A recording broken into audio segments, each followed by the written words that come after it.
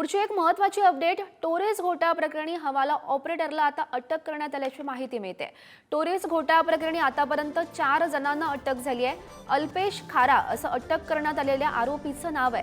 आरोपीला 21 जानेवारीपर्यंत ही पोलीस कोठडी सुनावण्यात आली आहे। आतापर्यंत या घोटाळ्यासंदर्भात 4 जणांना अटक करण्यात आलेली आहे आणि आता मिळालेल्या माहितीनुसार हवाला ऑपरेटरला अटक झालेली आहे।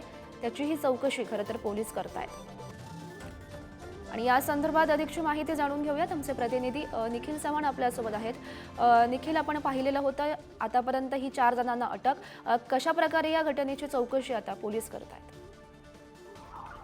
गौरी, आपण याआधी पाहिलं तर हा संपूर्णपणे टोरेस घोटाळा प्रकरणामध्ये मोठ्या प्रमाणात जो पैसा आहे तो गुंतवणूकदारांकडून वसूल केलेला होता आणि हा जो पैसा आहे तो देशाबाहेर गेला असल्याचा पोलिसांना देखील संशय होता। त्या अनुषंगाने पोलिसांनी तपास केला असता मोठ्या प्रमाणात जे पैसे आहेत ते सुरुवातीला हवालाच्या मार्फत देशाबाहेर गेल्याचं पोलिसांच्या निदर्शनास आलं आणि या प्रकरणी पोलिसांनी कारवाई करत आता अल्पेश खरा अशा या एका व्यक्तीला आहे ते अटक केलेली आहे। यामध्ये पाहायचं झालं तर हा जो व्यक्ती आहे अल्पेश खरा हा हवाला नेटवर्क चालवण्यामध्ये माहिर आहे आणि हवाला नेटवर्कच्या माध्यमातून कोट्यावधी रुपये आहेत त्याने परदेशात गुंतवलेल्या जे आहे ते पाठवलेले आहेत। त्यामुळे ह्याला चौकशीसाठी ताब्यात घेतलं असता त्यांनी सर्वप्रथम ह्या संपूर्ण चौकशीला तो विरोध केला, परंतु त्यानंतर त्याच्या ऑफिसमध्ये हे संपूर्ण डॉक्युमेंट पाहिले असता काही डॉक्युमेंट फाडल्याच्या स्वरूपात पोलिसांना आढळले आणि त्यानंतर अल्पेश खरा याला अटक करण्यात आलेली आहे। त्याला आता 21 तारखेपर्यंत पोलीस कोठडी देखील सुनावण्यात आलेली आहे। मनी लॉन्ड्रिंगच्या संपूर्णपणे भूमिकेत